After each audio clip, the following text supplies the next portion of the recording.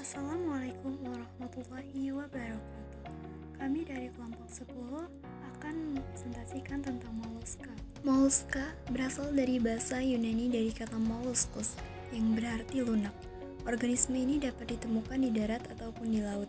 Ukurannya berkisar dari organisme mikroskopis hingga organisme sepanjang 20 meter.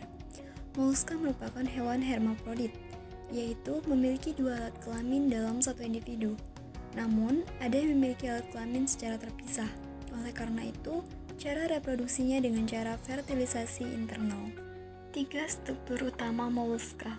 Yang pertama ada kaki. Kaki merupakan penjuluran bagian tubuh yang terdiri dari otot-otot. Kaki berfungsi sebagai alat gerak. Sebagian jenis moluska, kaki digantikan dengan tentakel yang fungsinya dalam menangkap mangsa. Yang kedua, massa visceral, yaitu bagian tubuh yang lunak tempat terdapatnya organ-organ tubuh. Yang terakhir ada mantel, yaitu bagian yang menyelubungi dan melindungi massa visceral. Pada mantel ini terdapat rongga cairan yang merupakan tempat lubang insang, anus, dan cairan hasil ekskresi. Mantel bisa mensekresikan komponen yang membentuk cangkang. Adapun ciri-ciri moluska, yang pertama memiliki ukuran dan tubuh yang bervariasi.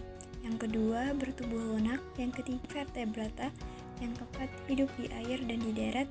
Yang kelima, hewan heterotrof. Dan yang keenam, berkembang biak secara seksual. Berikut merupakan contoh-contoh dari moluska. Bekicot memiliki struktur tubuh terdiri atas cangkang dan tubuh lunak. Cangkang bekicot umumnya menyerupai tabung kerucut berbentuk spiral dan berwarna coklat bergradasi. Cangkang bekicot memiliki 3 bagian, sedangkan tubuhnya memiliki 2 bagian. Bekicot termasuk ke dalam famili Achatindae, genus Achatina, dan spesies Achatina fulica. Kelebihan dari bekicot adalah sebagai makanan karena memiliki sumber gizi yang banyak. Sedangkan kekurangannya yaitu sebagai hama pada tanaman seperti tanaman anggrek bulan.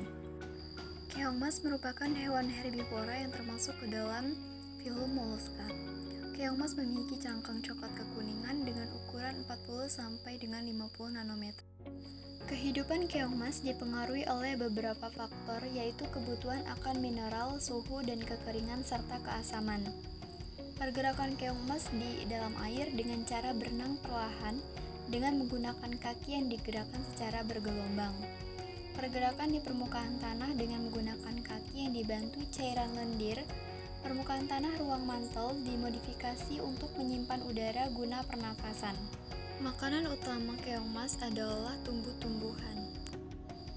Kelebihan keong mas terdapat pada telur keong mas yang dapat dijadikan sebagai bahan antioksidan, di mana untuk mencegah terjadinya penyakit kanker. Sedangkan kekurangan dari keong mas adalah menjadi hama bagi tanaman padi. Selanjutnya yaitu keong semak yang dapat ditemukan pada rerumputan yang tinggi. Morfologi keong semak memiliki cangkang bundar dan cembung berwarna coklat keputih-putihan, warna tubuhnya kuning keemasan dan sangat indah berkilauan. Keong semak memiliki 5-6 alur lingkaran. Gigi radular keong semak dewasa tersusun dalam sebuah garis agak lurus dengan 125-146 baris dan 32-35 gigi per setengah baris.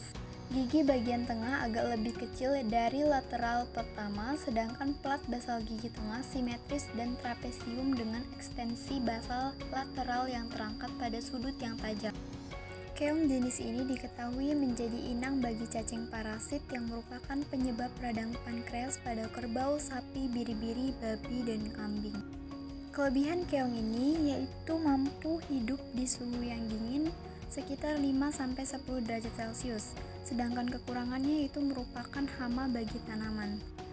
Pengendalian hama moluska. Yang pertama, pengendalian teknik budidaya dengan beberapa cara, yaitu menerapkan pola tanam seperti padi palawija, lalu membuat parit di sekitar persawahan, lalu memasang plastik pada persemaian sehingga keong tidak dapat masuk pada persemaian. Yang kedua merupakan pengendalian fisik dengan mengambil telur dan keong, lalu memasang penyaringan pada saluran air untuk menyaring keong yang terbawa air, lalu memasang kayu atau ajir untuk tempat keong meletakkan telurnya sehingga memudahkan petani untuk memusnahkan telur keong. Dan yang terakhir menggunakan umpan. Yang ketiga yaitu pengendalian biologi dengan memanfaatkan musuh alami seperti semut merah, itik, atau bebek. Yang kedua, penggunaan pestisida nabati seperti daun sembung dan akar tuba. Yang terakhir yaitu pengendalian kimiawi dengan menggunakan bahan kimia. Itulah yang dapat kami sampaikan, lebih dan kurang kami mohon maaf. Wassalamualaikum warahmatullahi wabarakatuh.